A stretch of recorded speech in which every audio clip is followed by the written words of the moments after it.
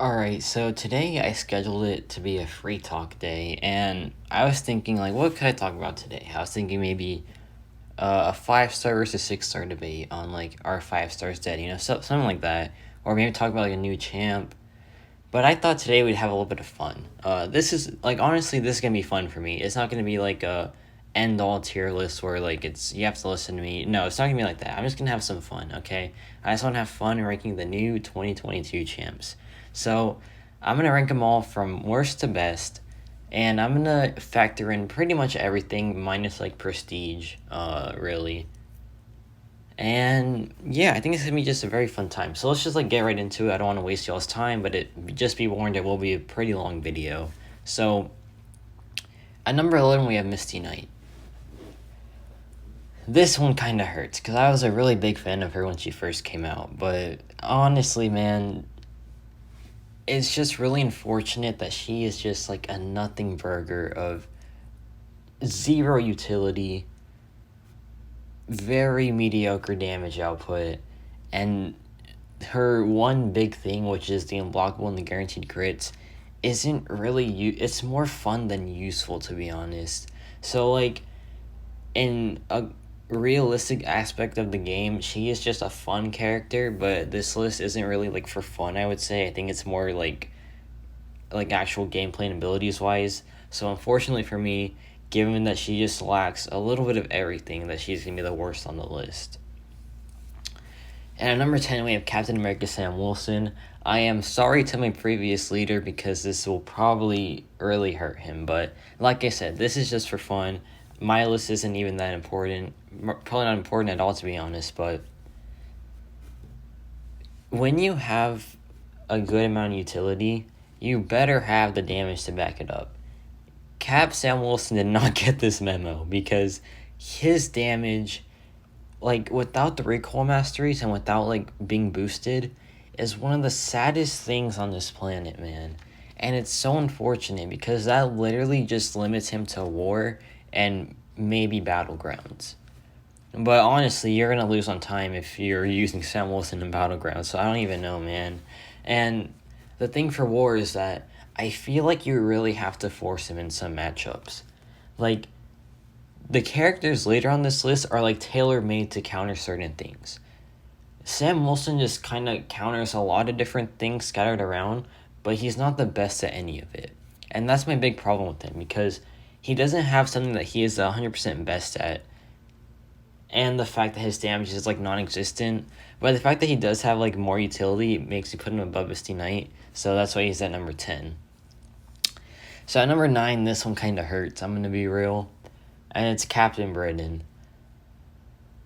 Do I plan to showcase this character on my channel in the future? Maybe. I don't want to spoil anything, but yeah, I kind of do plan on showcasing her because I have a 6-star rank 3.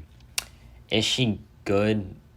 I don't know, man. The only reason she's above Sam Wilson and Misty Knight is because she is a mutant, so she has access to, like, a lot of things. She can be poison resistant, she can be bleed resistant, she can have a lot of extra damage with Professor X. There's a lot of different things that mutants have. And at base, she has a pretty nice kit. She has access to slow. She has this really cool mechanic where she benefits from Purify, which is kind of a unique take on the mutant trope to, like, counter Purify, because they just, like, directly counter it, but she actually benefits from it. So it's really cool. Damage output is pretty dang sweet with the recoil masteries. Without it, it's still fine because, like, she kind of scales weird, so it doesn't really matter if you run it. But overall, she just doesn't do enough for me, to be honest, and I feel like in war, she's just not useful at all. Defense, she's not that good. And yeah, that's why she's number 9 for me. And number 8, we have Sauron. So, just a little pro tip. If you pull Sauron and you not have the recoil masteries, just don't bother, man. Please do not bother. His damage output is one of the saddest things on the planet without the recoil masteries. Like, I am not even exaggerating. You will, like, physically pass out from playing him if you don't have the recoil masteries, because the damage just is not there at all. It is 100% just not there. But if you do have the recoil masteries on, he's pretty dang awesome, I would say, because he's bleed resistant, poison immune, regenerate modification immune, and the damage, his damage scales very well with the recoil masteries. But my problem is with Sauron is that he doesn't really offer much like overall utility. Like, he has a pretty decent lifesteal and his immunities, but that's like really about it, I would say. But the reason he's higher than the other three is because he's very good on Battlegrounds defense. He can really catch some people off guard, so that's why he's number 8 for me. And now number 7 is Rintrah. I was going to put this guy like second worst, but I had to come to my senses and be like, I feel like that's a bit biased, so he's going to be number 7 for me. But I'm just very disappointed, man. When he first came out, when we didn't know his stats at least, he was like number 4 for me because I was hyped. I was so pumped up, man. I was like, I was like pumping my fists. So like, let's go, man. Rintrah's gonna be insane. And then this crit rate came out, and that just all went to nothing because you could have a billion pieces of utility, and that equates to nothing when all of your damage output is based off of a 12% crit rate on one single hit of the SP2. I feel like that's all I need to say with Rintrah. He has good fight control. He has good buff control. He's going to be pretty good as a Battlegrounds defender. But all of that just gets easily outweighed by the fact that his only form of damage comes from a 12% crit rate on one single hit of the SP2. That's disappointing, man. And I have to put him at number 7. Could have been so much higher, but just a really bad, such a super bad way of dealing damage, man. I'm so upset, actually. Now, at number 6, we have Wong. So, Wong, I feel like, is probably the most overrated character of 2022. And that's not me calling him bad or anything. It's just, when he was released, he was very, very hyped. And I feel like it was pretty undeserved because I think he's good. I think he is pretty good, but only in long matchups, in my opinion, because he really needs the ramp to become anything special. And some of the ramp is just way too long, man. Like, for his Fate Seal utility, you need to be, like, fully ramped for it to be practical. And fully ramping Wong takes quite a bit of time, even though he does have power gain. So, for me, I feel like he just takes too long to be anything significant, But I'm not gonna, completely rip on him because he does have pretty good sustainability. He does have pretty good, energy damage, and he just feels really fun to play, but I feel like in the end, he has no meaningful utility, and he really doesn't, accommodate to the mystic tropes that people are looking for. Like, his buff control is pretty terrible. His power control doesn't exist. And, I feel like the only things he's good for isn't really anything too significant, He's good for long fights, and he's good for sustaining himself. But, I feel like in most cases, that just doesn't matter. But I do like his damage output. I do like the character overall, so he's going to go at number 6 for me. So at number 5, we have Toad. Toad is, Toad kind of has, a come-up. Toad, he's a bit of an underdog story. Nowhere near, Human Torch or whatever, but he has a bit of an underdog story. He was written off when he first came out, and then Battlegrounds came out. And this dude was clapping, man. If you had this guy on defense and they didn't ban Toad, then it's over. They couldn't do anything. Especially if you ban their Nimrod, then they really just couldn't do anything. Toad is a monster in Battlegrounds, and I feel like that's the only reason why he's ranked so high for me. He has a really nice kit. He has really unique immunities. He has really awesome damage output, but the problem is you need to crit, so that's kind of my only drawback to him. He has very good sustainability, and yeah, he's a mutant, so he has access to the bleed resistance, all of that. So overall, a very solid character for me, but what really takes the cake is that he's so good in Battlegrounds. on both offense and attack. Now it's time for the controversial thing, man. Okay, I'm just gonna rip off the bandage for y'all. If you're an Omega Sentinel simp, I would suggest you click off the video, because at number 4, I want to put Omega Sentinel. This girl is number 1 for so many people, and I really think they haven't played her, man. Because in short fights, sure,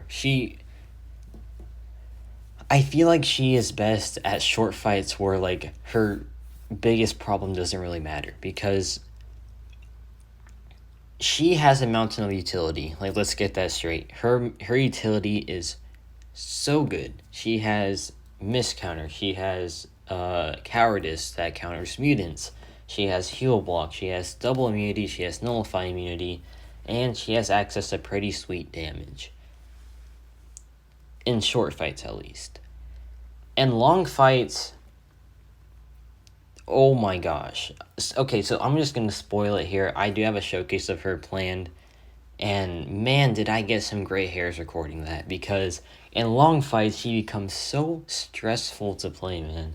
You have to time everything perfectly. You got to make sure that the opponent doesn't stall for something. Like, she makes Kraven look like a saint when it comes to play styles in long matchups, because it's just very annoying to keep up. And I feel like whoever thought that they should make the Incinerate 6 seconds, man, it does increase with the SP2, but like in short matchups, you're going to have to use the medium attack to get some damage going at least.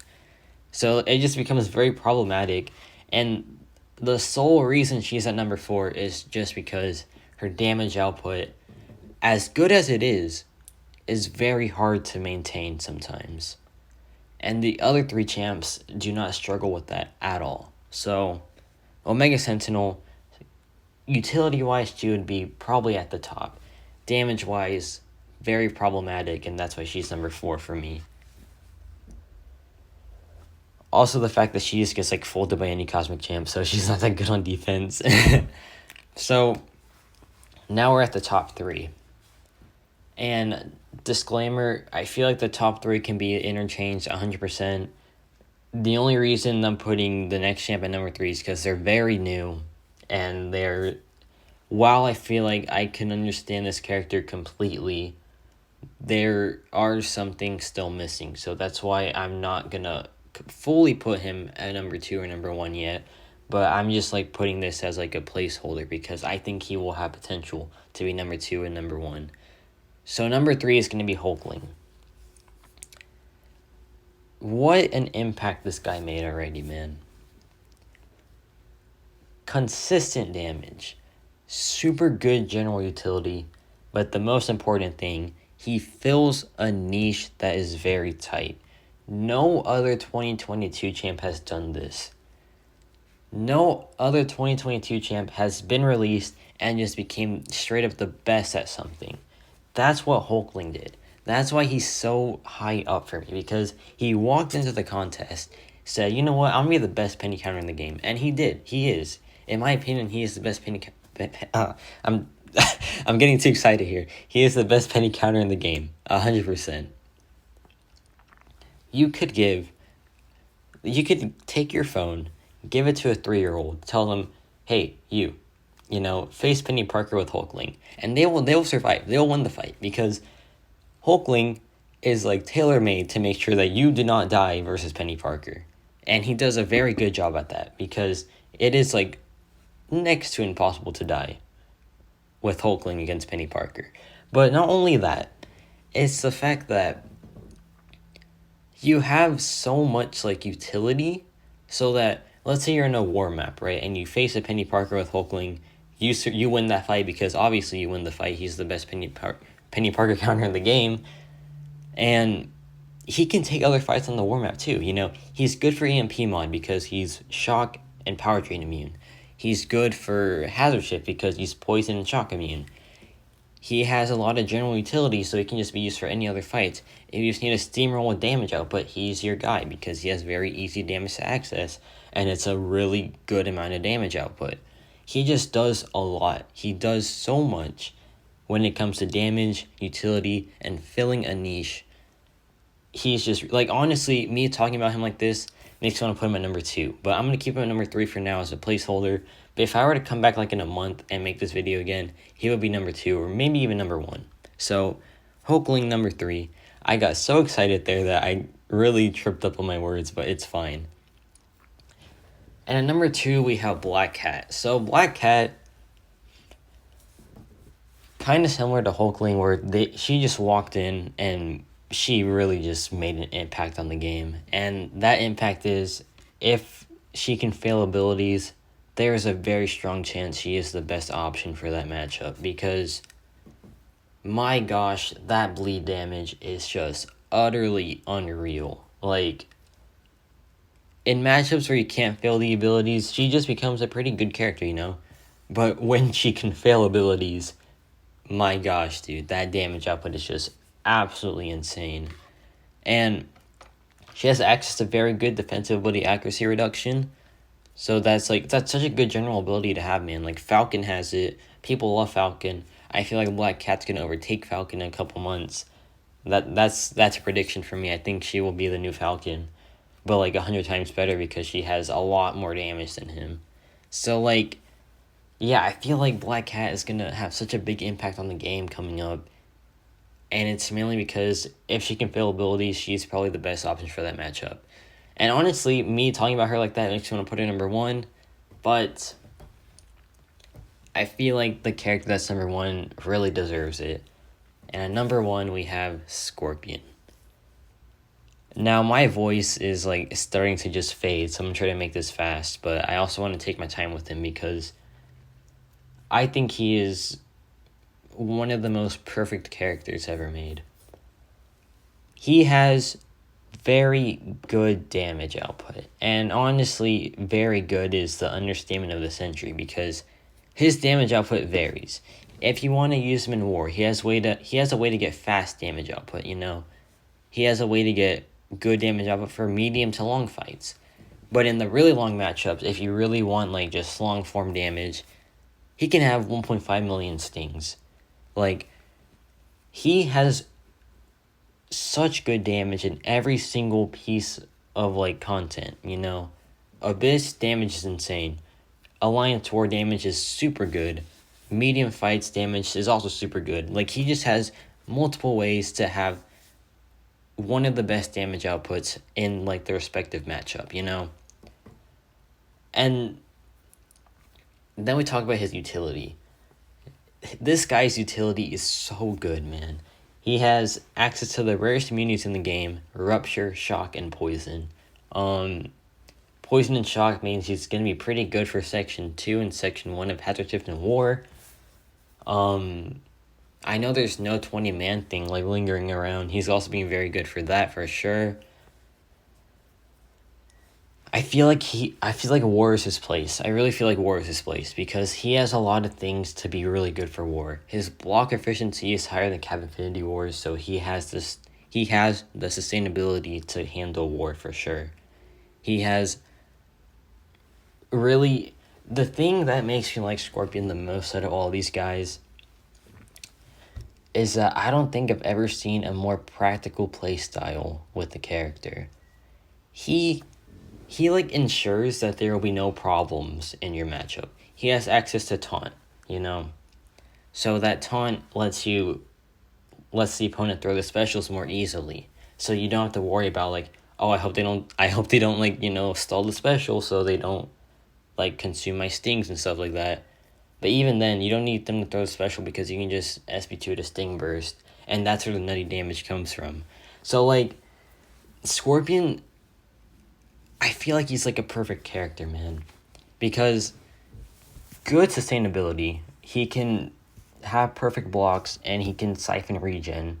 He has access to Petrify and Poison to reduce regen rate and like reverse it even. He has access to the rarest immunities in the game.